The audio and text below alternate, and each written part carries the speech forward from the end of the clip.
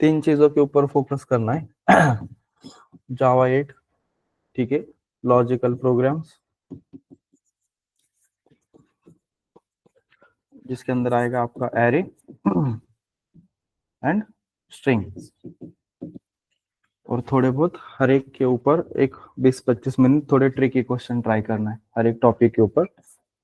जावा 8, logical programmes और spring boot and micro service. इसके अलावा ज्यादा किसी को फोकस नहीं दिया अभी के केस में तो भी चलेगा। एज ए इंटरव्यू के लिए ये तीन चीजें बहुत इंपॉर्टेंट है। इंटरव्यू अगर कोई सा भी क्लियर करना है तो जावा 8 कोर आपका क्लियर होना चाहिए। उसके बाद लॉजिकल प्रोग्राम्स जिसके अंदर एरे प्लस स्ट्रिंग, वो चीजें क्लियर होना चाहिए। स्प्रिंग बूट और माइक्रो सर्विसेज, और जो मैंने एडवांस के क्वेश्चन भेजे वही क्वेश्चन के ऊपर फोकस करना। एडवांस जावा के जो भी क्वेश्चंस आपको मैंने ग्रुप पे शेयर किए ना, वो एक फाइल, वो क्वेश्चंस आप अच्छे से करो। तो देखो आप थोड़ा थोड़ा टाइम रोज डेली बेसिस पे एक 20 मिनट्स जावा 8 कर सकते हो। लाइक डेली बेसिस पे एक 4 to 5 लॉजिकल प्रोग्राम्स आप कर सकते हो। कोई कोई एक दो किया तो भी चलेगा, लेकिन समझ के करना। और हाफ आवर्स आप स्प्रिंग बीट को दे दो, और रिमेनिंग टाइप अपना तो चल ही रहा है। साइड बाय साइड आप क्या कर रहे हो, प्रोजेक्ट कर रहे हो, तो थोड़ा टाइम मैनेजमेंट जरूरी है। बस प्रोजेक्ट प्रोजेक्ट ही कर रहे हो तो फिर वो चीजें वर्कआउट नहीं होगी। क्योंकि अभी जस्ट जिसका भी प्रिपरेशन अच्छा खासा हुआ है, वो एक लोग जस्ट मेरे को मॉक इंटरव्यू देना, मतलब आपको थोड़ा आइडिया आ जाएगा। अभी मैं करंटली इंटरव्यू पैनल में हूँ, तो मैं आपको वेल स्ट्रक्चर में गाइड कर सकता हूँ आपके क्या मिस्टेक्स हो रहे। डायरेक्ट लाइव इंटरव्यू से अच्छा अगर लगता है किसी इंडिविजुअल को कि सर मेरा एक मॉक इंटरव्यू ले लो, तो मैं सैटरडे संडे में आपके मॉक इंटरव्यू ले सकता हूँ, कुछ इशू नहीं है। लेकिन खुद होके अगर आप लोगों की रिक्वायरमेंट होगी तो ही, किसी को फोर्स करके कुछ मतलब नहीं है। तो ये चीजें अभी के इंटरव्यू में हम लोगों को ऊपर से ही बताया है।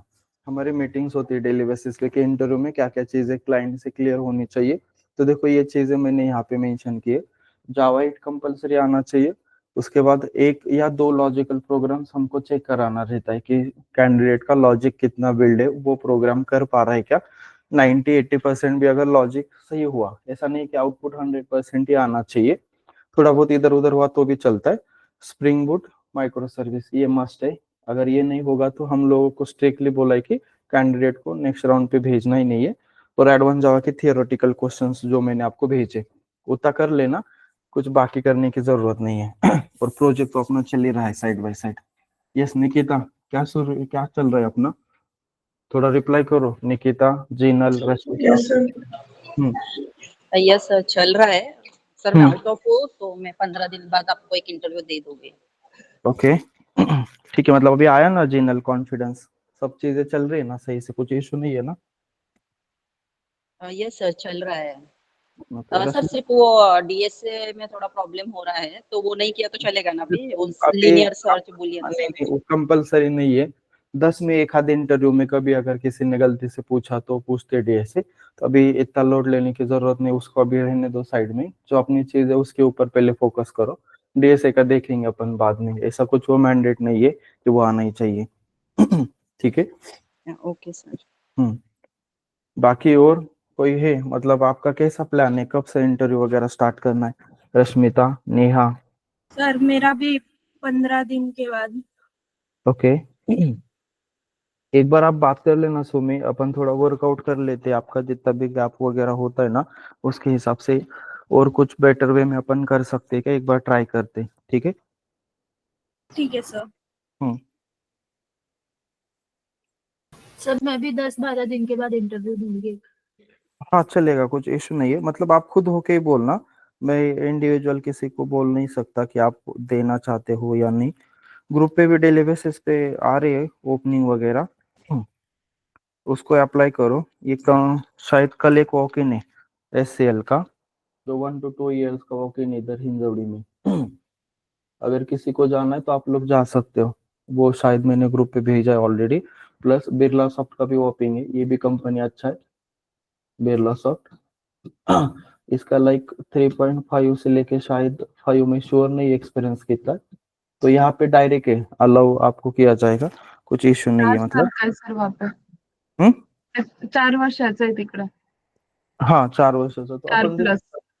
टोटल एक्सपीरियंस अपना ऑलरेडी बहुत सारे केसेस में 4 ईयर हो रहा है।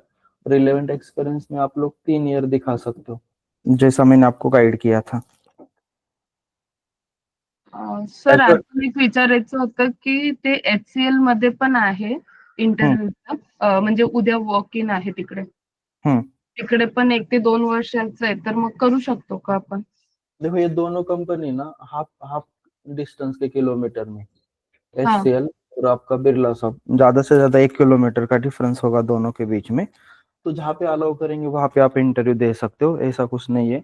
एक जगह पे भी गए अगर वहां पे लगता है कि वो लोगों का कुछ क्राइटेरिया वगैरह मैच नहीं हो रहा, अपन इमीडिएटली दूसरी जगह पे जा सकते हैं। ऑन द वे है दोनों भी, पहले बिरला शॉप लगेगा, बाद में आपको एचसीएल लगेगा।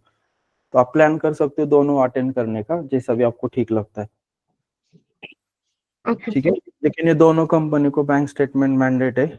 बैंक स्टेटमेंट अगर होगा तो ही जाके, अदरवाइज अगर किसी को जस्ट एक्सपीरियंस के लिए जाना है कि प्रोसेस क्या होता है वो अंडरस्टैंड करना है, तो वो लोग भी जा सकते हैं, कुछ इश्यू नहीं है उसमें। म्हणजे त्याच्यासाठीच की इंटरव्ह्यू कसा असतो काय? हो आणि हो, सर ह्याच्यामध्ये असं म्हणजे इंटरव्ह्यू दिलेलं आहे की ऑनलाईन असेसमेंट टेस्ट, मग ते काय असतं? म्हणजे आपली वहाँ पे ऑनलाईन उनका लैब रहता है अलग सा, वहाँ पे पीसीज रहते हैं, तो वो पीसी में जाके आपको एक टेस्ट देना है। एप्टिट्यूड टेस्ट सारखं का? नहीं, जावा का टेस्ट है वहाँ पे टेक्निकल। HCL मध्ये परवा असतं सर. हाँ पेन नहीं, अभी लास्ट टाइम उन्होंने डेस्कटॉप पे लिया था। तो वो डिपेंड है, अगर ज्यादा क्राउड रहेगा तो फिर इतना पीसी अगर एडजस्ट नहीं हुआ तो पेन पेपर के ऊपर है। लेकिन वो जो बिरला सॉफ्ट है वहाँ पे टेस्ट नहीं है शायद, वो direct face to face interview है, वहाँ पे टेस्ट वगैरह नहीं है, आप डायरेक्ट इंटरव्यू दे सकते हो वहाँ पे। HCL प्रोग्राम प्रोग्राम चल रहा। ठीक है, चलो अपन आज का टॉपिक स्टार्ट कर लेते। आज अपन थोड़ा बहुत अंडरस्टैंड करने वाले एक्सेप्शन हैंडलिंग। ठीक है, तो पहले एक 20 मिनट्स अपन क्या करते, सारे थियोरेटिकल क्वेश्चंस डिस्कस कर लेते, उसके बाद कुछ ट्रिकी क्वेश्चंस रहेगा तो वो अपन बाद में डिस्कस कर लेंगे। तो दोनों का प्रिपरेशन कर लेते, फ्रेशर प्लस एक्सपीरियंस का। तो एक्सेप्शन हैंडलिंग ये ज्यादातर इम्पोर्टेंट क्वेश्चन है, इसमें 3 क्वेश्चन फिक्स है, इसके बाहर आपको कोई ज्यादा एक्सपीरियंस बेसिस पे क्वेश्चन पूछा नहीं जाता है। एक क्वेश्चन रहता है उसका ट्राई विथ रिसोर्स, ये आपको पता होना चाहिए। उसके बाद ट्राई विथ पाइप ऑपरेटर, जो अपन ने ऑलरेडी बहुत अच्छे से कवर किए सारे सिनेरियो। और ये ट्राई विथ रिसोर्स में आपको उसका थोड़ा बहुत इंटरनल पता हुआ तो बहुत अच्छी बात है। वो इंटरनल इन द सेंस कैसा था, ट्राई विथ रिसोर्स के पहले हम लोग जो सिनेरियो इम्प्लीमेंट करते थे, ट्राई कैच और फाइनली ब्लॉक था। ट्राई विथ रिसोर्स किसका रिप्लेसमेंट है? ट्राई कैच फाइनली ब्लॉक का रिप्लेसमेंट है। तो यहाँ तक जो रिसोर्स क्लोजिंग का काम होता था वो क्लोजेबल नाम का इंटरफेस था। तो एक क्लोजेबल नाम का एक इंटरफेस है जिसके अंदर क्लोज नाम का मेथड है। तो जिसको जिसको भी इंटरनल रिसोर्स को क्लोज करना है वो क्लासेस क्या करते, ये क्लोजेबल इंटरफेस को इम्प्लीमेंट करते। लाइक स्कैनर है, आप क्या करते हो, हर बार स्कैनर का काम होने के बाद अपन एट द एंड क्या करते, उसको क्लोज करते। लेकिन ये क्लोज मेथड इस इंटरफेस का कॉल करके कुछ मतलब ही नहीं है, क्योंकि ये मेथड है कैसा, एब्स्ट्रैक्ट है। तो एक्चुअल में ये चीजें बैकएंड में होती कैसे, स्कैनर ने क्या किया है, जो जावा का खुद का क्लास है, ये इम्प्लीमेंट कर रहा है किसको, क्लोजेबल को। और ये क्लोज मेथड का इम्प्लीमेंटेशन कहाँ पे लिखा है उन्होंने, स्कैनर के अंदर। अपन जो क्लोज मेथड कॉल कर रहे वो कौन सी कॉल हो रही है, इम्प्लीमेंटेड वाली मेथड कॉल हो रही है, ना कि वो एब्स्ट्रैक्ट मेथड है। तो जिसके जिस क्लास के अंदर ये क्लोज मेथड है उसने बैकएंड में किसको इम्प्लीमेंट किया है, क्लोजेबल इंटरफेस को, तब जाके वो क्लोज मेथड मिले। ये हुआ इंटरनल प्रोसेस।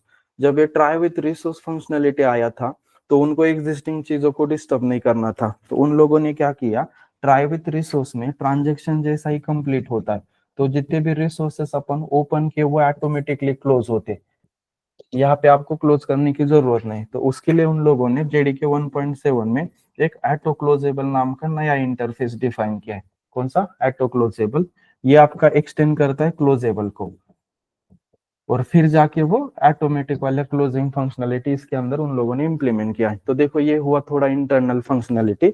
जब अपन ट्राई विथ रिसोर्स वाले फंक्शनलिटी प्रॉपर एक्सप्लेन करेंगे तो वो चीजें वहां पे आना जरूरी है। देन मैंने बोला ट्राई विथ पाइप ऑपरेटर आपको पूछा जाएगा एक्सपीरियंस पे और सिनेरियो में। ट्राई विथ मल्टीपल जो कैच ब्लॉक है, जो अपन बार बार अंडरस्टैंड कर लेते, और उसके बाद मेथड ओवर राइडिंग के रूल्स पूछे जाते और पूछेगा तो how to create a custom exception, तो वो सिनेरियो आपको पूछा जाएगा।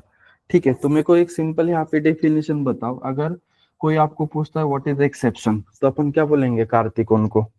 What is exception? सिंपल में कोई एक्सप्लेन करना है एक्सेप्शन का डेफिनेशन, तो कैसे बोलेंगे अपन?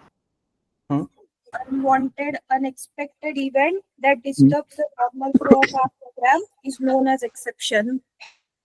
ठीक है, जैसे अभी सुमी ने बताया, एक्सेप्शन एक अनवांटेड अनएक्सपेक्टेड इवेंट है जो प्रोग्राम आपका रनिंग स्टेट में होता है, during the execution of a program वो ऑक्योर होता है, जिसकी वजह से मेरा नॉर्मल फ्लो डिस्टर्ब होता है, मेरा जो प्रोग्राम है वो अब नॉर्मल एग्जीक्यूट होता है, उस प्रोसेस को हम लोग बोलते हैं एक्सेप्शन।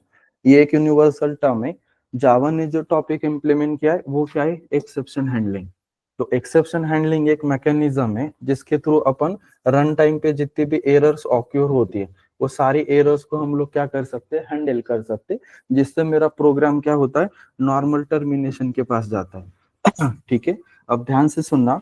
एक्सेप्शन हैंडलिंग में एक्सेप्शन हैंडल करने के लिए एक ही वे है, एक तो आपको ट्राई कैच ब्लॉक लिखना है, बाकी जो वे है उससे एक्सेप्शन हैंडल नहीं होता। ध्यान से समझने का ट्राई करो। एक्सेप्शन हैंडल करने के लिए ऑलवेज आपको use at the end try catch ही करना पड़ता है। जैसे आपका थ्रो कीवर्ड हुआ, उसके बाद अपना थ्रोज हुआ, उसके बाद फाइनली ब्लॉक हुआ, तो समझने का ट्राई करो। इससे अपन एक्सेप्शन हैंडल नहीं कर सकते, ये सपोर्टेड चीजें है, हैंडलिंग के केस में आपको थोड़ा बहुत हेल्प करते। एक्सेप्शन हैंडल करना है एट द एंड आपको ट्राई कैच के पास ही जाना पड़ता है, ऐसा दूसरा कोई ऑप्शन नहीं है कि आप एक्सेप्शन को हैंडल कर सकते हो। लाइक थ्रो से एक्सेप्शन हैंडल नहीं होता, थ्रो से भी एक्सेप्शन हैंडलिंग नहीं कर सकते, और फाइनली ब्लॉक से भी एक्सेप्शन हैंडलिंग नहीं होगा, वो सपोर्टेड चीज है। एक्सेप्शन हैंडलिंग के लिए एट द एंड किसके पास जाना है? ट्राई कैच के पास ही जाना पड़ता है। तो थोड़ा चीजों को अच्छे से प्रैक्टिकली समझने का ट्राई करो। तो बेसिकली जो एक्सेप्शन है ये जो दो पार्ट में डिवाइड होते हैं, पहला होता है चेक एक्सेप्शन और दूसरा होता है अनचेक एक्सेप्शन। तो अपन चेक किसको बोलेंगे और अनचेक किसको बोलते? हाँ, वो हुआ नाम। आई विल आस्क डेफिनेशन कि चेक मतलब क्या और अनचेक मतलब क्या। जैसे चेक का ही दूसरा नाम क्या है? कंपाइल टाइम, और अनचेक को अपन दूसरे नाम में क्या बोलते हैं? Run time exception. सो मैं बोल रहा हूँ कि exception basically divided into two part, the first one is check and the second one is uncheck. So Nikita बताना चेक एक्सेप्शन क्या होते हैं, किसको बोलेंगे अपन check exception? Checked exception means the classes that inherit the throwable class except the runtime exception. Okay. And what about uncheck? It checked at compile time exception, checked at compile time, and unchecked exception means it directly inherit the runtime exception, and which is checked at runtime. ठीक है, जैसे अभी निकिता ने बताया, तो सबसे पहले तो यहाँ पे सिंपल आपको एक डेफिनेशन बताना है, और सेकंड पॉइंट उसमें ऐड करना है कि चेक एक्सेप्शन अपन को कंपाइल टाइम कंपलसरी हैंडल करना पड़ता है। कंपाइलर कंपाइल टाइम जो एक्सेप्शन चेक करता है, it is called as a check exception. You need to compulsory handle a check exception, इसको कोई ऑप्शन नहीं है। रन टाइम एक्सेप्शन को अपन नॉर्मली हैंडल करते नहीं है, वो प्रोग्राम रनिंग के बाद ऑक्योर होते। तो जो चेक एक्सेप्शन है, ये सारे के सारे जो क्लासेस है ये एक्चुअल में थ्रोएबल क्लासेस को एक्सटेंड करते हैं। ठीक है, ये हायरार्की चलता है ऐसा, थ्रोएबल के नीचे एक्सेप्शन है, और फिर इसके नीचे जो भी उसके 4-5 क्लासेस आते, like IO, interrupted exception, clone not supported, these are check exceptions. कभी कभी इंटरव्यू में पूछा जाएगा कि 5 चेक एक्सेप्शन का नाम बताओ। ठीक है, अपन कभी कभी याद ही नहीं रखते, अपन को जस्ट पता है कि चेक होता है और अनचेक होता है। अगर किसी ने गलती से पूछा कि टेल में द 5 चेक एक्सेप्शंस, तो आपको वो बताना आना चाहिए, like IO exception, it is called as a check exception. उसके बाद हुआ रन टाइम एक्सेप्शन, नहीं सॉरी रन टाइम बोल रहा हूँ मैं, Interrupted हाँ, exception, इंटरप्टेड एक्सेप्शन हुआ, क्लोन नॉट सपोर्टेड एक्सेप्शन हुआ, SQL exception. Socket exception, these are all check exceptions.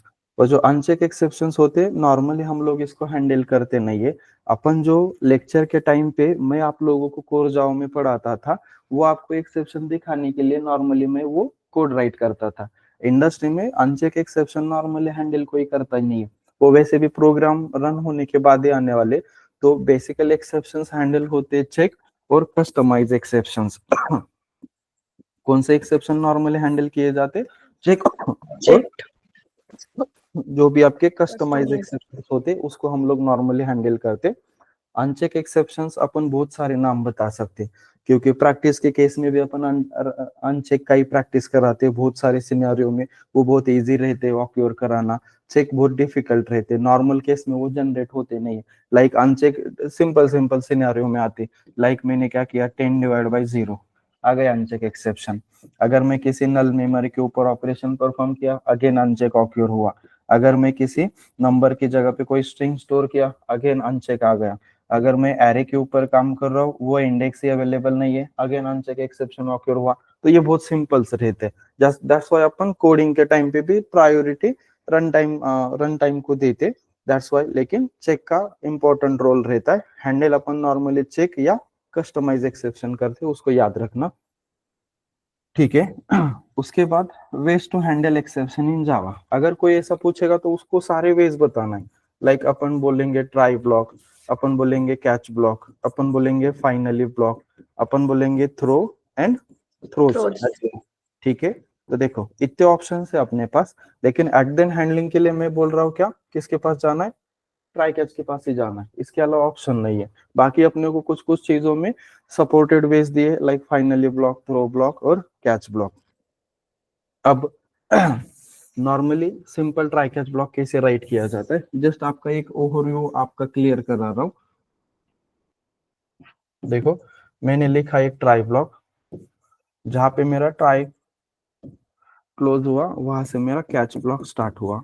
Catch block को एक पैरामीटर होता है और जो एक्सेप्शन क्लास का खुद का ऑब्जेक्ट होता है।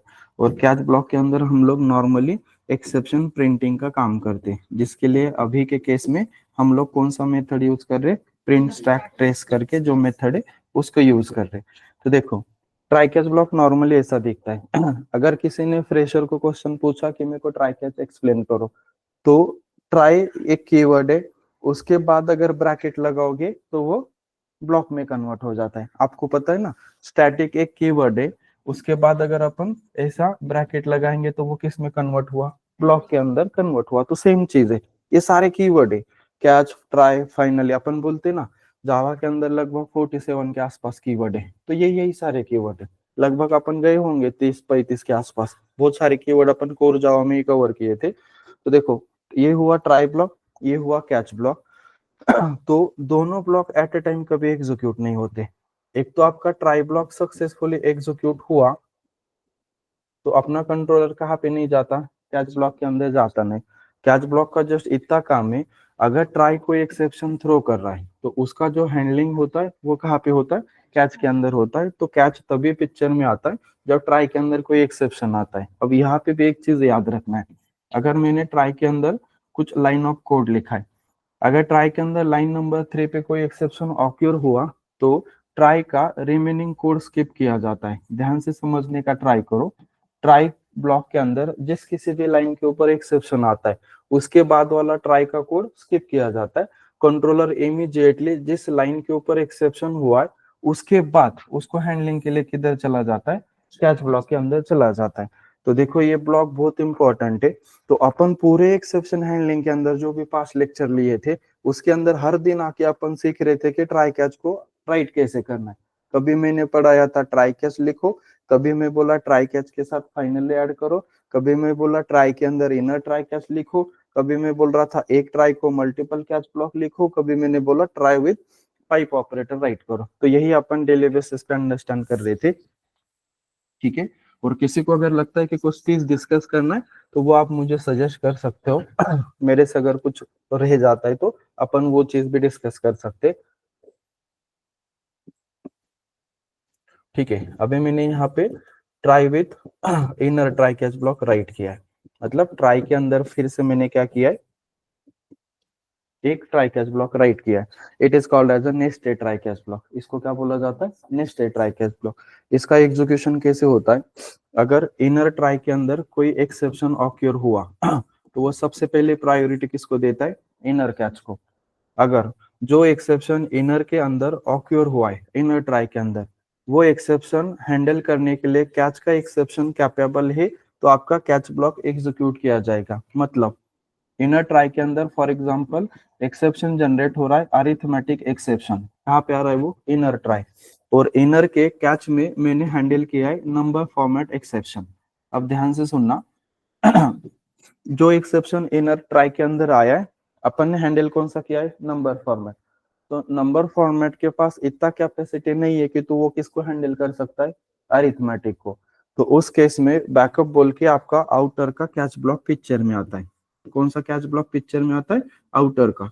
तो वो एक्सेप्शन जाके हैंडल किधर होगा, आउटर के कैच ब्लॉक में। लेकिन अगर एक्सेप्शन आते समय ही इन आउटर ट्राई के अंदर अगर कोई एक्सेप्शन ऑक्योर हुआ, तो वो इनर के कैच ब्लॉक के पास ना जाके वो डायरेक्ट कौन से कैच ब्लॉक के पास जाता है, आउटर के कैच ब्लॉक के पास जाता है। अगर किसी ने पूछा कि इनर ट्राई कैच ब्लॉक कैसे वर्क हो रहा है, तो ये चीज आपको उनको बतानी पड़ेगी। ठीक है, तो ये हुआ अपना इनर ट्राई। उसके बाद मैंने आपको बताया था ट्राई ब्लॉक, उसके बाद कैच ब्लॉक, और उसके बाद क्या देखे थे अपन, फाइनली ब्लॉक। तो कैसे एग्जीक्यूशन होता है इसका जनरल एक बार बताना, ट्राई कैच फाइनली कैसे चलता है। यस जिनल, थोड़ा रिप्लाई करना है।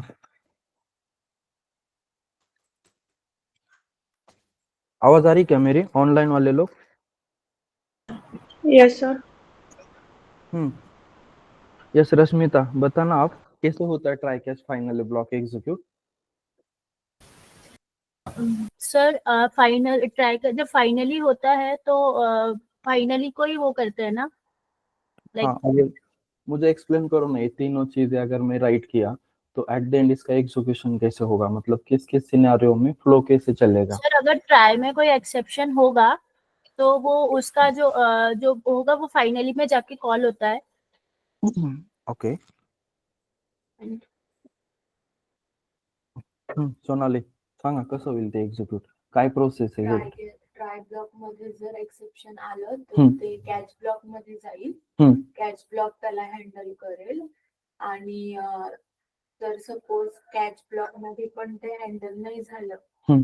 तर मग ते फायनली ब्लॉक जे आहे ना हम्म. तो त्याला एक्झिक्यूट करेल. ऐसा थोड़ी ना पढ़ाया था मैंने, मैंने ऐसा नहीं पढ़ाया आप लोगों को। म्हणजे जर आपल्याला कंपल्सरी आपला कोड एक्झिक्यूट करायचा असेल तर त्यावेळेस हाँ, वो तो उसका एडवांटेजेस हुआ फाइनली ब्लॉक का। मैं जस्ट अभी पूछ रहा हूँ कि मेरे को इसका सिनेरियो बताओ कि how to execute try catch finally, इसकी क्या प्रोसेस है, कैसे ये एग्जीक्यूट होता है। यस निकिता।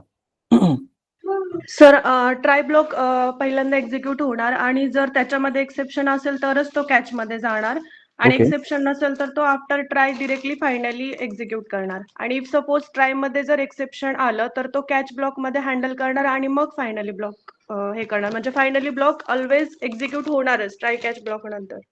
ओके, मतलब नॉर्मली एग्जीक्यूशन ऐसा है, फाइनली एक ब्लॉक है जो ऑलवेज एग्जीक्यूट होता है, यहाँ तक तो अपन को क्लियर है।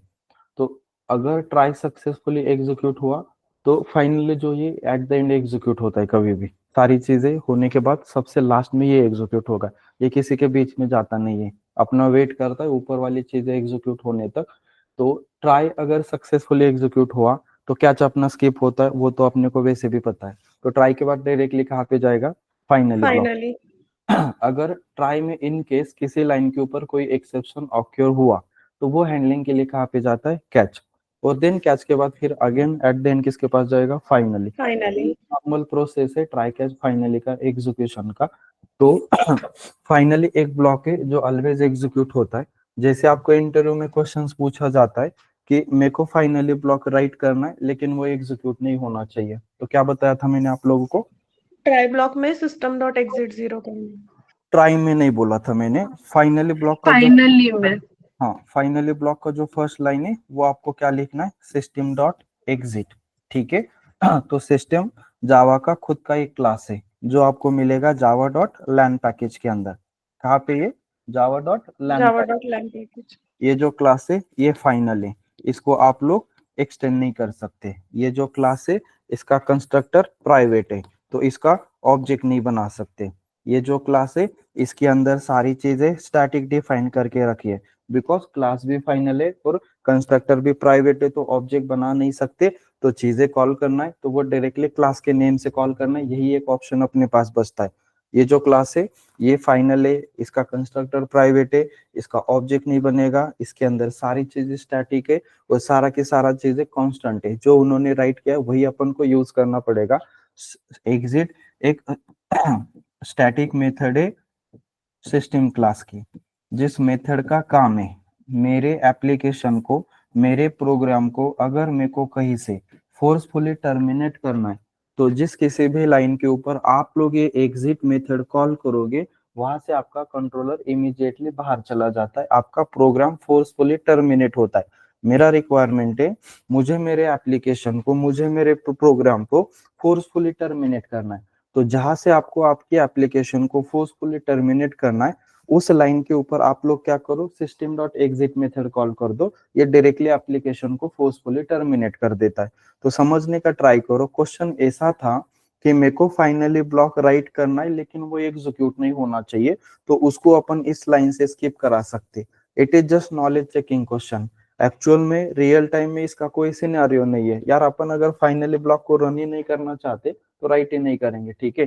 तो जस्ट अगर किसी ने पूछा कि फाइनली ब्लॉक रन नहीं होना चाहिए, अपन नॉर्मली बोल सकते क्या लिखना है, system dot exit. Sir sir पण इकडे फायनली ब्लॉक एक्झिक्यूट तर नाही करायचं, पण तो आतमध्ये तर जातोय ना सिस्टम डॉट एक्झिट 0 तिथपर्यंत रीच होतोय, म्हणजे तो एक्झिक्यूट होतोय ना बट तिथपर्यंत।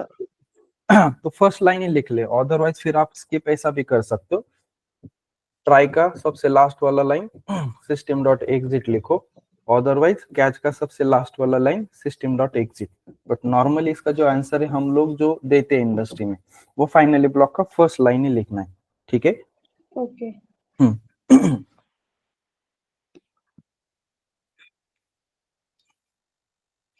देन अपन चलते थोड़ा ये दोनों कीवर्ड का डिफरेंस अंडरस्टैंड करते, थ्रो एंड थ्रोज।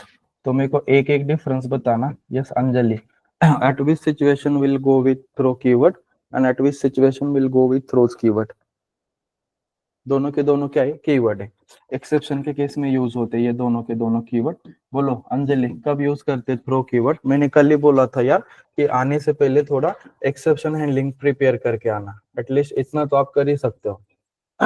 जस्ट आके डायरेक्ट लेक्चर में बैठ गए ऐसे थोड़ी ना चलता है। बोलो ना, क्या थ्रो कीवर्ड कब यूज करते हैं अपन और थ्रोज कीवर्ड कब यूज करते हो? यस ज्योति, थ्रोज हा मेथड लेवलला होतो थ्रोज यूज, ज्यावेळेस आपल्याला एक्सेप्शन येतोय मेथड मध्ये आणि कंपाइल टाइम मध्ये, आणि ट्राय कॅच ज्यावेळेस आपण यूज न करता आपण थ्रोज पण यूज करू शकतो मेथड लेवलला। पहले तो मेरे को पर्पस बताओ कि थ्रो कीवर्ड का क्या पर्पस है और थ्रोज का क्या पर्पस है, बाद में देखेंगे उसका एडवांटेजेस क्या है क्या नहीं। कार्तिक कब यूज करते हो थ्रो कीवर्ड, क्या पर्पस है उसका, किस सिचुएशन में अपन थ्रो के पास जाते? बोलो रेशमा। थ्रोज कीवर्ड आपण एक्सेप्शन डिक्लेअर करतो आणि कशाने, कुठल्या कीवर्डने एक्सेप्शन डिक्लेअर करतो? थ्रोज का थ्रोने? हां, आणि थ्रोने आपण एक्सेप्शन थ्रो करतो ऑब्जेक्ट लेवल। ओके, ऑब्जेक्ट लेवलला एक्सेप्शन थ्रो करतो, ठीक है। बाकी और यस सोनाली बताओ, थ्रो कीवर्ड किस सिचुएशन में यूज करते हैं अपन? थ्रोज कीवर्ड जो आहे तो आपण बेसिकली सिग्नेचर लेवलला यूज करतो, आणि थ्रो कीवर्ड हा मेथडच्या आतमध्ये यूज होतो। जर आपल्याला आपलं कस्टम एक्सेप्शन थ्रो करायचं असेल तर त्यावेळेस पण आपण थ्रो कीवर्ड यूज करू शकतो। ओके, आणि थ्रोज कीवर्ड ज्यावेळेस आपल्याला आपल्या कोड मध्ये कंपाइल टाइम एरर येतो त्यावेळेस त्याला जर हँडल करायचं असेल विदाउट ट्राय कॅच ब्लॉक नी, तर त्यावेळेस आपण थ्रोज कीवर्ड यूज करू शकतो। मैंने तो ऑलरेडी क्लियर किया है, इससे एक्सेप्शन हैंडल होता ही नहीं है। जब आपल्याला ट्राय कॅच ब्लॉक यूज करायची गरज नाही पडत तो तर आपण थ्रोज कीवर्ड यूज केला तर। ओके ठीक है, सुमी बताना एक बार दोनों कीवर्ड के बारे में डिफरेंस। सर थ्रो कीवर्ड का मतलब होता है जहां पर हम एक्सप्लिसिटली एक्सेप्शन को थ्रो कर रहे हैं, एंड थ्रोज कीवर्ड में लेट्स से मेरा एक कोड है जिसमें अरिथमेटिक एक्सेप्शन आने वाला है, अकर करने वाला है, बट मुझे वो हैंडल नहीं करना है, बट डिफाइन करके रखना है कि हाँ ये वाले लाइन पे अरिथमेटिक एक्सेप्शन अकर होगा। तो हम कॉलर को बताते हैं, जो भी वो मेथड को कॉल करेगा उस कॉलर को बताते हैं कि ये वाला एक्सेप्शन थ्रो होगा, तब हम थ्रोस पे जाते हैं। ओके ठीक है, ये सेंटेंस बरोबर है दोनों के भी। नेक्स्ट नेक्स्ट और क्या होता है इसका? यस, बाकी और कोई एक्स्ट्रा ऐड करना चाहता है? Mamta, Jinal, Nikita. Inside throw keyword, only one exception, throw, and inside throws keyword, throws we can throws nth number of exceptions. Okay ठीक है, देखो 2-3-4 पॉइंट तो कम से कम बताने पड़ेंगे। ये जो थ्रो कीवर्ड है, जैसे सुमी ने बताया, basically it will use to explicitly throw exception. मतलब किसी ब्लॉक के अंदर कोई एक्सेप्शन ऑक्योर हो रहा है जो मेरे को वहां पे हैंडल ही नहीं करना, जो भी उस ब्लॉक का या उस मेथड का कॉलर है उसको मेरे को बोलना है कि तू वो एक्सेप्शन हैंडल कर ले। तो नॉर्मली थ्रो कीवर्ड होता है एक्सेप्शन को फोर्सफुली एक्सप्लिसिटली थ्रो करने के लिए। जो थ्रोज कीवर्ड है ये यूज होता है एक्चुअल में एक्सेप्शन को डिक्लेयर करने के लिए कि मेरे इस मेथड में इस टाइप का एक्सेप्शन आ रहा है। तो आप अगर ये मेथड कॉल करना चाहते हो तो at the time of calling आपको उसका टेक केयर करना पड़ेगा थ्रोज के अंदर। ये जो थ्रो कीवर्ड है ये एट द एंड यूजर के ऊपर इफेक्ट करता है। इस थ्रो कीवर्ड के थ्रू में एट एंड यूजर तक उसको यूजर फ्रेंडली मैसेज भी शेयर कर सकता हूँ, वो थ्रो कीवर्ड के थ्रू होता है। ये जो थ्रोज कीवर्ड है ये प्रोग्रामर को हेल्प करता है कि इस मेथड के अंदर या इस जो भी ब्लॉक ऑफ कोड है उसके अंदर कुछ एक्सेप्शंस आने वाला है, तो उसका आपको टेक केयर करना पड़ेगा। उससे अपन प्रॉपर एक्सेप्शन हैंडलिंग वाला कोड राइट कर सकते। ये प्रोग्रामर टू प्रोग्रामर चलने वाली चीजें। ये जो थ्रो है ये एट द एंड यूजर को इफेक्ट करती है। उसके बाद थ्रो के ये जो थ्रो कीवर्ड है ये ऑलवेज मेथड के अंदर यूज किया जाता है, तो उसको हम लोग बोलते हैं इनसाइड मेथड। जो थ्रोज कीवर्ड है ये मेथड के सिग्नेचर में यूज किया जाता है, जहां पे अपना मेथड का नाम होता है उसको हम लोग मेथड का सिग्नेचर बोलते हैं। थ्रोज कीवर्ड के साथ अपन at a time single exception throw कर सकते हैं। वो कोई सा भी हो सकता है, चेक भी हो सकता है, अनचेक भी हो सकता है, ठीक है। देन ये थ्रोज कीवर्ड के साथ अपन at a time multiple exception declare कर सकते हैं, ठीक है, मल्टीपल एक्सेप्शन डिक्लेयर कर सकते हैं। ये जो थ्रोज कीवर्ड है ये 99% इंडस्ट्री में लोग कस्टम एक्सेप्शन के केस में यूज करते। थ्रो कीवर्ड 99% कस्टम एक्सेप्शन के केस में यूज किया जाता है। थ्रोज नॉर्मली जो यूज होता है ये कस्टम प्लस आपका uncheck exception, sorry check exception declare करने के लिए यूज किया जाता है। चेक एक्सेप्शन यूज करने के लिए डिक्लेयर किया जाता है, ठीक है। इसके बाद अपन और क्या ऐड कर सकते हैं? ये जो थ्रो कीवर्ड है ऑलवेज डिपेंड्स ऑन कंडीशन। कहाँ पे यूज होता है? ये किसी ना किसी कंडीशन के ऊपर डिपेंड होता है। अगर मेरी कोई कंडीशन है जो ट्रू हुई, उस कंडीशन ट्रू होने के बाद मेरे को यूजर फ्रेंडली मैसेज देना है और उस मैसेज के थ्रू बताना है कि उससे क्या गलती हुई। तो नॉर्मली जो थ्रो कीवर्ड है ये कंडीशन बेसिस पे चलता है। तो आप लोग इसके बाद एक छोटा सा एग्जांपल भी दे सकते हो, अगर सामने वाला पर्सन और इंटरेस्टेड है और ज्यादा रियल टाइम के पास जाने के लिए, तो ये पॉइंट ऐड करने के बाद अपन उनको रियल टाइम एग्जांपल भी दे सकते हैं। तो ये सिंपल फंडा हुआ थ्रो एंड थ्रोज का। क्लियर है? किसी को कोई कंफ्यूजन है? ममता, रश्मिता, यस अमय, सुमी, क्लियर है सर। ठीक है। तो ये सिंपल अंडरस्टैंडिंग हुई अपनी थ्रो और थ्रोज की।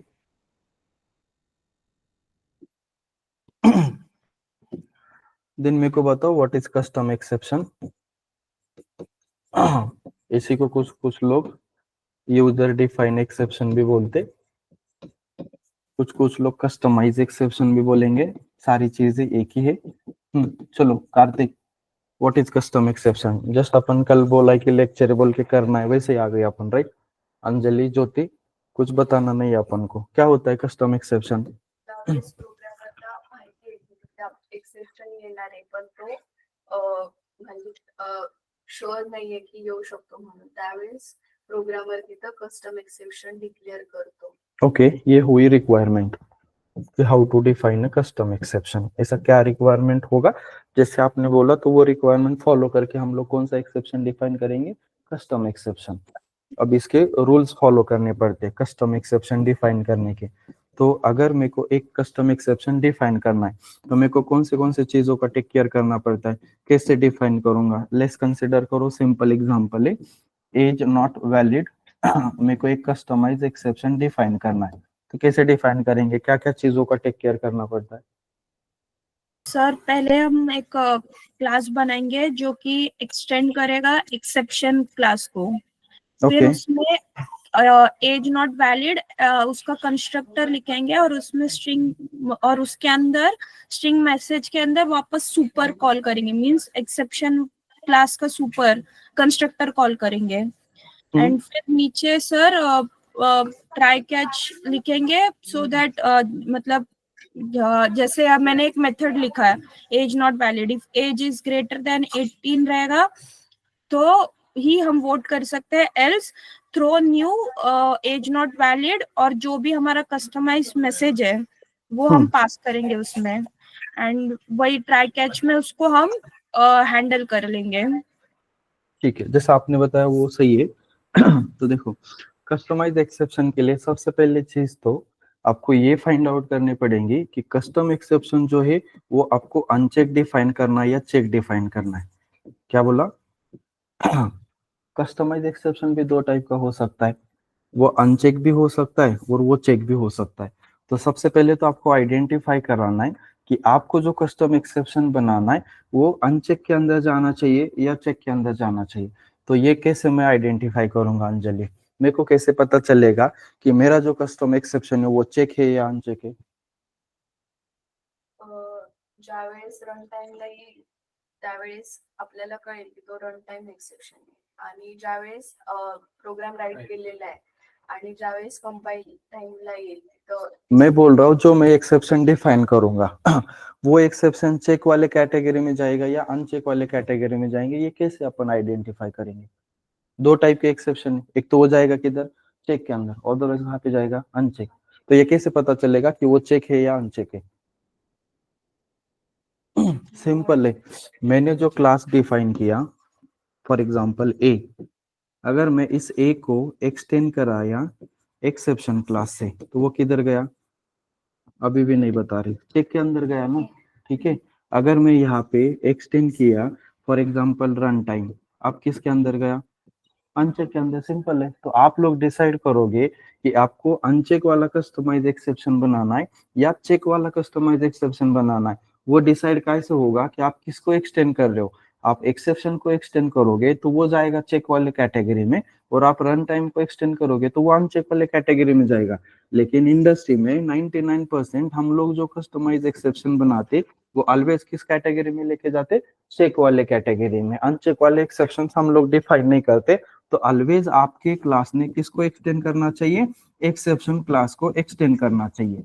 इससे हुआ क्या, एक्सेप्शन क्लास के अंदर जितनी भी प्रॉपर्टीज है वो सारी की सारी प्रॉपर्टीज ऑटोमेटिकली किसके अंदर आ गई, आपके क्लास के अंदर से आ गई, बिकॉज अपन एक्सटेंड कर रहे हैं। एक्सटेंड से वही तो होता है। देन उसके बाद आप लोगों का फर्स्ट रूल हुआ कि आपको एक्सटेंड करना है किसको, एक्सेप्शन क्लास। उसके बाद इस आपका जो कस्टमाइज क्लास है उसके अंदर आपको एक पैरामीटराइज कंस्ट्रक्टर डिफाइन करना है, जिसके अंदर आपको एक स्ट्रिंग टाइप का पैरामीटर देना है, जिसके थ्रू अपन अपने यूजर को यूजर फ्रेंडली मैसेज प्रिंट करेंगे। अब ये एक क्लास इतना कैपेबल नहीं है कि ये मैसेज कंसोल पे प्रिंट करेगा। क्या बोल रहा हूँ, एक क्लास इतना कैपेबल नहीं है कि वो जो एरर मैसेज आप पास कर रहे हो थ्रो के टाइम पे वो कंसोल पे प्रिंट करेगा। इसके लिए कौन कैपेबल है, एक्सेप्शन, और तो उन्होंने सारी चीजें राइट करके रखी। एक्सेप्शन क्लास इस ए को जस्ट इतना बोल रहा है कि जो एरर मैसेज आपके पास आएगा वो जस्ट आप मेरे को दे दो, बाकी काम मैं कर लूंगा। अब इस ए अपना सब क्लास हुआ और एक्सेप्शन इस ए का क्या हुआ, पेरेंट क्लास हुआ। अब इस चाइल्ड के कंस्ट्रक्टर से मेरे को पेरेंट के कंस्ट्रक्टर को कॉल करना है, तो उसके लिए हम लोग कौन सा कीवर्ड यूज करते, सुपर। तो जो एरर मैसेज यहाँ पे आया था वो एरर मैसेज मैंने यहाँ पे भेजा, तो यहाँ से एक्सेप्शन क्लास का एक पैरामीटराइज कंस्ट्रक्टर कॉल हुआ जिसका पैरामीटर ऑलरेडी कौन है, स्ट्रिंग है, और वो वहां पे जाके एसओपी के अंदर चीजों को प्रिंट करता है। तो देखो ये दो तीन चीजें आप लोग फॉलो करोगे तो आपका डायरेक्टली कस्टमाइज एक्सेप्शन इंप्लीमेंट होगा, और जो भी आपकी कंडीशंस होंगे वो कंडीशंस पे हम लोग डायरेक्टली करेंगे थ्रो न्यू ए, और जो भी आपको यूजर फ्रेंडली मैसेज पास करना है वो मैसेज यहाँ से आप लोग क्या करोगे, पास करोगे। उसके बाद ध्यान से सुनना, अगर आप चेक एक्सेप्शन या कस्टमाइज एक्सेप्शन थ्रो करते हो किसी भी मेथड के अंदर, क्या बोल रहा हूँ ध्यान से सुनना, ये बहुत इंपॉर्टेंट चीज है, प्रैक्टिकल सिनेरियो, इंटरव्यू का छोड़ो, काम भी करना है अपने को। मैं क्या बोल रहा हूँ, अगर आप लोग चेक या कस्टमाइज एक्सेप्शन थ्रो करते हो तो आपको मेथड के केस में कंपलसरी थ्रोज करना पड़ता है, मेथड के सिग्नेचर में कंपलसरी थ्रोज करना पड़ता है, क्योंकि अपन एक्सेप्शन हैंडल नहीं कर रहे, फोर्सफुली थ्रो कर रहे। तो वो एक्सेप्शन हैंडल कहाँ पे होगा, जो भी उस मेथड को कॉल करेगा वो उसकी रिस्पॉन्सिबिलिटी, और वहां पे वो क्या ऐड करेगा, ट्राई और आपका कैच ब्लॉक ऐड करके इसके अंदर वो मेथड कॉल करेगा। तो ये सिंपल चीजों का आपको टेक केयर करना पड़ेगा ये कस्टमाइज एक्सेप्शन के केस में।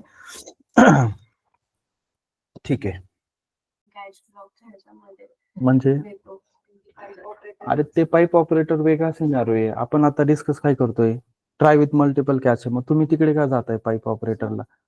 मी सिंपल म्हणतोय कि try with catch multiple catch block right करने के लिए मैंने आप लोगों को एक रूल बताया है, अगर वो रूल फॉलो नहीं करोगे तो ये चीज राइट नहीं कर सकते, तो वो रूल पूछ रहा हूँ जस्ट। फर्स्ट कॅच ब्लॉक म्हणजे अप्पर जे असतील ऑर्डर वाईज तिकडे आपण त्याचे चाइल्ड क्लासेस घेणार आणि ऍट द लास्ट एंडला जो कॅच ब्लॉक असेल तिकडे पॅरेंट क्लास घेतला जातो म्हणजे एक्सेप्शन। कौन सी हायरार्की फॉलो करते हो, सब टू सुपर? सुपर कैसे होगा अंजलि ज्योति, आप लोग इतना टाइम दे रहे हो तो फिर आप करते क्या हो दिन भर, प्रैक्टिस वगैरह म्हणजे काय करताय तुम्ही दिवसभर? जावा 8 करतो दिवसभर लूप्स वगैरे केले। आणि मी काल सांगितलं होतं एक्सेप्शन प्रिपेअर करून या, मग काय नाही केलं? हा कार्तिक, काल आपलं बोलणं झालं होतं ना कि आपलं एक्सेप्शन वरती डिस्कस करायचं म्हणून।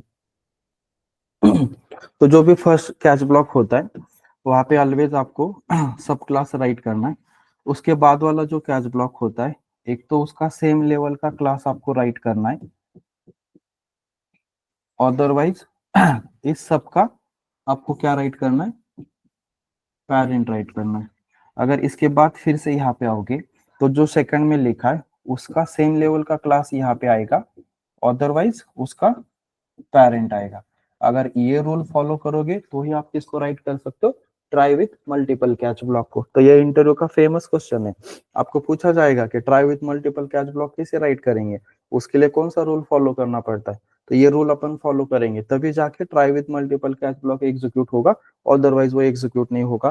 तो ये सारी चीजें हो गई थियोरेटिकल चीजें, जो जो चीजें मैंने बताई इसके ऊपर थोड़ा वर्कआउट करो। आप लोगों का प्रिपरेशन है ही नहीं और आप बोल रहे हो कि इंटरव्यू देना ये करना है, ऐसे थोड़ी ना चलेगा। ठीक है, मैं स्क्रीन शेयर कर रहा हूँ, वो 2-3 सिनेरियोस देख लेते जो आपको पूछे जाएंगे ट्रिकी केस में। एक बार बताना अगर मेरा स्क्रीन विजिबल है तो वो जल्दी जल्दी आउटपुट बताना है, थोड़ा समझ के बताना, बस बोलना है बोल के। विजिबल है सर। ठीक है,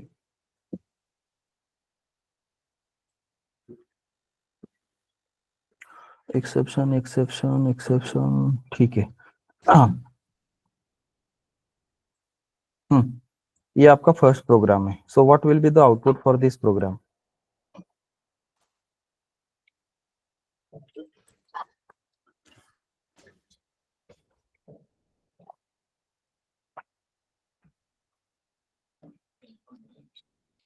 सर कंपाइल टाइम एरर आएगा क्यों आएगा कंपाइल टाइम एरर?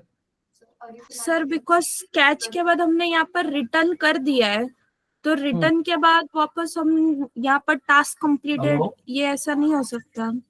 ओके, तो मतलब क्या होगा फिर कंपाइल टाइम में, क्या एरर बताएगा सुमी, बता सकते हो आप मेरे को? Unreachable code. ठीक है, जैसे सुमी ने यहाँ पे बताया अनरीचेबल कोड होगा। देखो मैं आप लोगों को रिटर्न टाइप नंबर का जो अपना 7 नंबर का या 8 नंबर का लेक्चर्स होता है, मैं आप लोगों को बताता हूँ कि मेथड का रिटर्न स्टेटमेंट ये मेथड का सबसे लास्ट स्टेटमेंट होता है, इसके बाद अपन कोड नहीं कर सकते। तो रिटर्न स्टेटमेंट ये मेथड का लास्ट है। अब ट्राई ने भी कुछ वैल्यू रिटर्न किए और कैच ने भी कुछ वैल्यू रिटर्न किए, एक तो ये वाला रिटर्न स्टेटमेंट एग्जीक्यूट होगा, अदरवाइज ये वाला रिटर्न स्टेटमेंट एग्जीक्यूट होगा।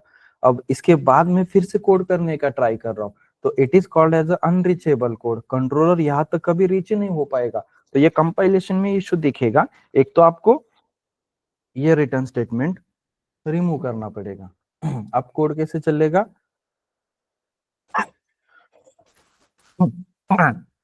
एक्सेप्शन कैच और वो बाहर चला जाएगा। तो इस टाइप के सिनेरियोस थोड़े आप लोग ट्राई करना, तो ये अनरीचेबल सिनेरियो में चला जाएगा। उसके बाद देखना यहाँ पे मेन मेथड के अंदर मैंने एक मेथड कॉल किया, मेथड 1, जो मेथड स्ट्रिंग टाइप का वैल्यू रिटर्न कर रहा है और वो स्टैटिक मेथड है। And i is equal to 9 किया और यहाँ पे मैंने प्रिंट किया एसओपी के अंदर i, और मैं यहाँ से रिटर्न कर रहा हूँ फ्रॉम ट्राई। ठीक है, मैं कैच के अंदर आया, यहाँ पे मैंने एक्सेप्शन कैच लिखा है और यहाँ पे मैंने रिटर्न किया फ्रॉम कैच, और फाइनली के अंदर मैंने लिखा है finally block executing. So what will be the output for this one?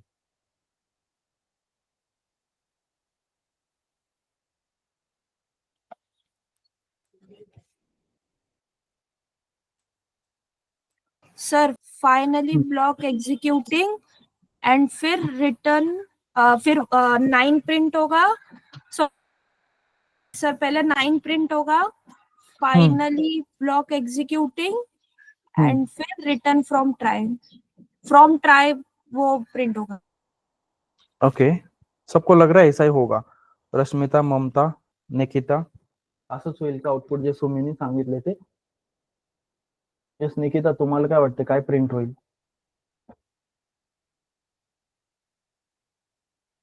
Sonali, कसं कसं आधीच कसं काय होईल डायरेक्ट? आधी ट्राय ब्लॉक मधला आय प्रिंट होणार. हाँ, फ्रॉम ट्राई कैसे? ऐसे थोड़ी ना चलेगा रे। देखो, सबसे पहले वो प्रिंट करेगा i का वैल्यू 9, उसके बाद वो एग्जीक्यूट करेगा फाइनली ब्लॉक एग्जीक्यूटिंग, और सबसे लास्ट में रिटर्न होगा फ्रॉम ट्राई, और वो यहाँ पे जाके प्रिंट होगा फ्रॉम ट्राई। तो ऐसा वो आउटपुट प्रिंट करेगा।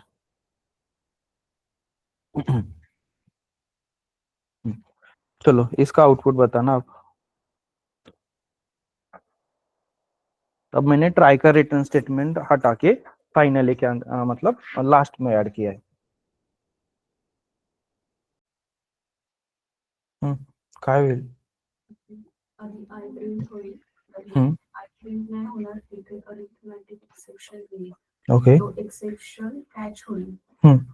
कॅच एक्सेप्शन कॅच येईल, देन नंतर फायनली ब्लॉक एक्झिक्युटिंग ते प्रिंट होईल, आणि मग नंतर एंड होईल, आणि नंतर रिटर्न आपण केलंय तो एंड. ओके, बाकी ऑनलाइन कोई कुछ बोलना चाह रहा है क्या इसमें? सर पहिल्यांदा एक्सेप्शन कॅच होईल, हाँ, एक्सेप्शन कॅच होईल. ओके, त्याच्यानंतर फायनली ब्लॉक मध्ये हे फायनली एक्झिक्यूट होईल ते. हाँ फाइनली एक्झिक्यूट होईल. त्याच्यानंतर त्याच्यानंतर रिटर्न जे केलेलं आहे कॅच ब्लॉक मधलं ओके, फ्रॉम कॅच ते हाँ, एक्झिक्यूट होईल. और उसके बाद ये नीचे वाले दो स्टेटमेंट ते नाही होणार. हे होणार नाही, म्हणजे प्रोग्राम इथूनच बाहेर जाईल. हा, ओके, बाकी बोलो.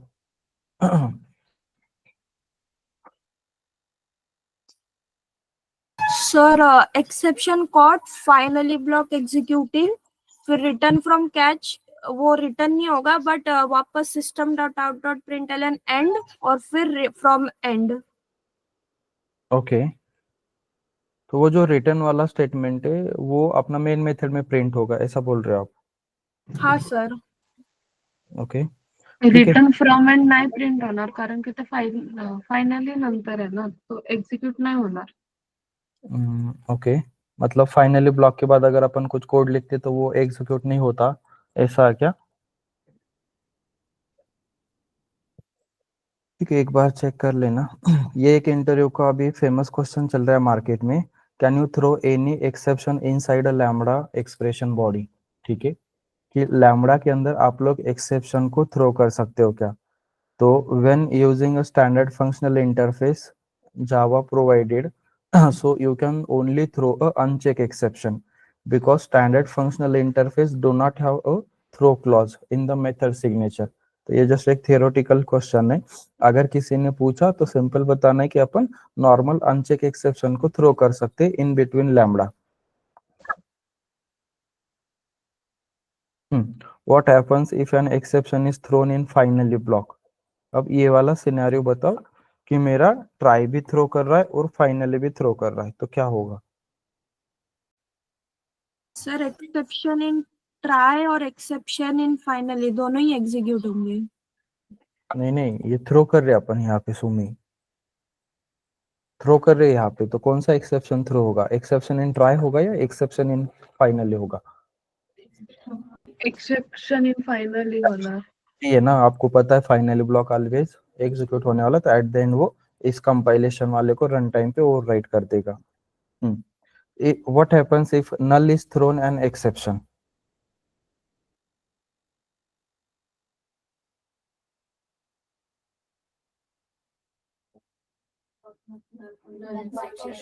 ठीक है, वो एग्जीक्यूट होगा क्योंकि यहाँ से थ्रो कर रहे हो, तो it will throw null pointer exception और वो नीचे जाके हैंडल होगा.